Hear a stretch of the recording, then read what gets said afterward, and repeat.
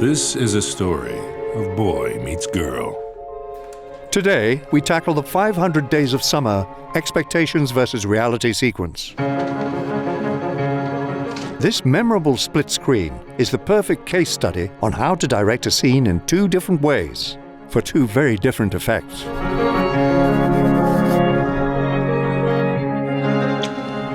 From lens choice, You look nice. body language, Hi. How you doing? Good. framing and composition, and set dressing. We can see just how many creative decisions director Mark Webb put into this scene.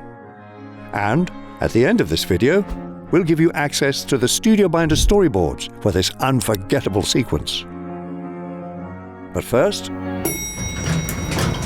we start with Tom and Summer. I love the Smiths.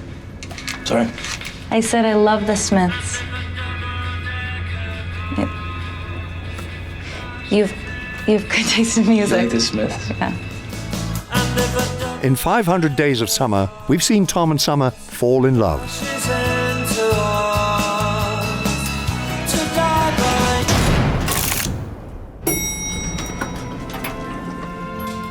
Then what? Break up, I think we should stop seeing each other. Just like that? Just like that. Did you say why? I mean, this thing, what are we doing? I mean, is this normal? No, I don't know. I don't care. I'm happy. Aren't you happy? You're happy? You're not? reconnect, Hi, Tom. Hey, Summer. I must have walked right by you. Yeah. Well, I was gonna go get a coffee if you wanna.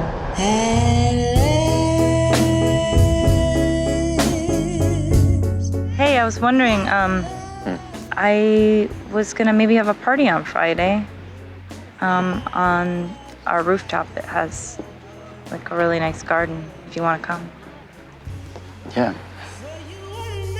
and on page 87, Tom arrives at Summer's.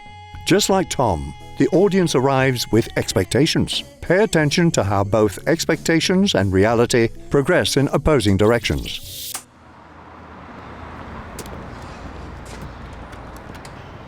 Never ever saw it coming at all. You never ever saw it coming at all. Tom walked to her apartment, intoxicated by the promise of the evening. He believed that this time, his expectations would align with reality. It's alright. Hey, open wide your corners, original sin. First, there are clear differences in how Summer greets Tom. Open wide your corners, original sin. It's alright. How you doing? Good. How are you? The split between these two moments is more than just what happens. Pay attention to the presentation as well.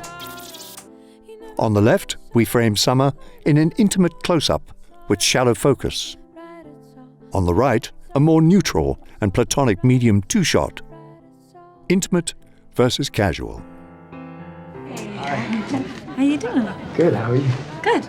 Also, notice a simple difference in the background. On the left, a seemingly empty apartment where perhaps Tom and Summer can be alone. On the right, random party guests help squash that idea. Tom enters and nods to someone off screen. On the left, a guest returns the gesture, welcoming him to the party. On the right, no one bothers to acknowledge his presence. Like before, the amount of background extras helps give each version a different feel. On the left, 4 people are in casual conversation. On the right, almost 10 people create a busier and less inviting environment.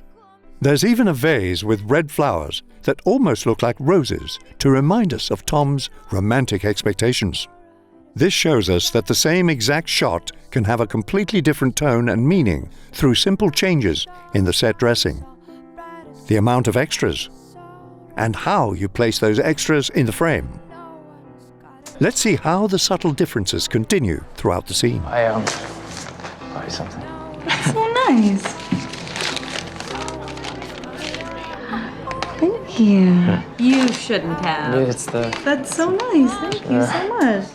On the left, we again jump to a close-up with shallow focus to create an intimate frame. On the right, we stay in a medium 2 shot with deeper focus to create a more neutral and passive shot that mimics Summer's state of mind. No problem. I'm excited to read it. Yeah. As the scene progresses, we continue to differentiate expectation from reality. So, Tom, what is it that you do? I write greeting cards. Tom could be a really great architect if he wanted to be. What made you go from one to the other? I guess I just figured, why make something disposable, like a building, when you can make something that lasts forever, like a greeting card? What do you see in the composition, set dressing, and lens choice? On the left, Tom and Summer share the center of a frame, leaning towards each other with a handful of guests on either side. But on the right, they're divided on opposite sides of the frame, with even more party guests in between them. The lesson here is simple. The composition of where you place your characters in the frame dictates what kind of relationship they have. In terms of set dressing and props, the differences point to a romantic moment versus an impersonal interaction. On the left, we have an intimate, white tablecloth dinner with candles and wine. On the right, we have nothing nearly as romantic, with plastic cups and minimal set dressing. Now, pay attention to the framing as it relates to lens choice. On the left, the longer focal length of the lens compresses the space and brings the guests a bit closer together, enhancing the picturesque setting. On the right, the shorter focal length results in a more neutral, fly-on-the-wall perspective. Shorter or wider lenses create more depth between the characters and elements in the frame, which is why it fits this intention perfectly. Then on the left, we have an uninterrupted, slow zoom in on Tom and Summer. This isolates and intensifies their connection as they rekindle their flame. Whereas on the right, we see a straightforward, friendly exchange using neutral, standard coverage.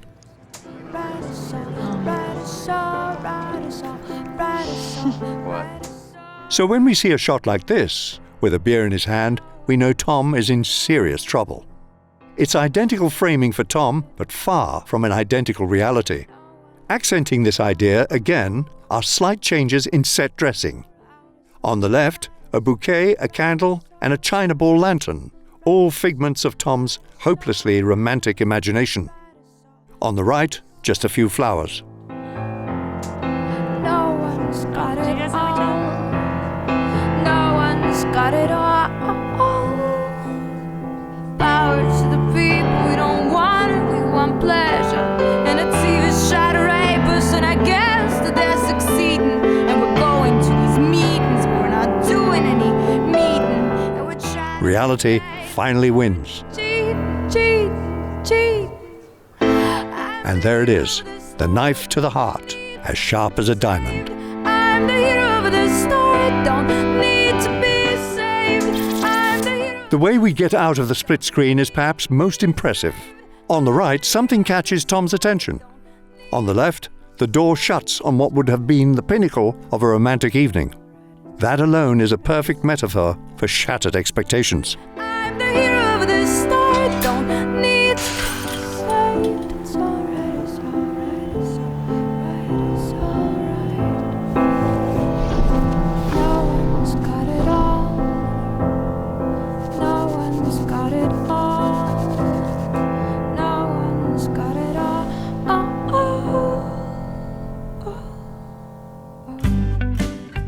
By highlighting all the identical shots in this sequence, you can really see how the numerous details add up to help create the final image.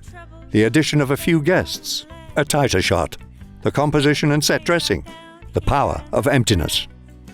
The 500 Days of Summer Expectations and Reality scene is undeniably unique in concept. In the description, you'll find a link to download the storyboards in Studio Binder for this iconic sequence. And if you're ready to plan out your next project, Studio Binder can get you started.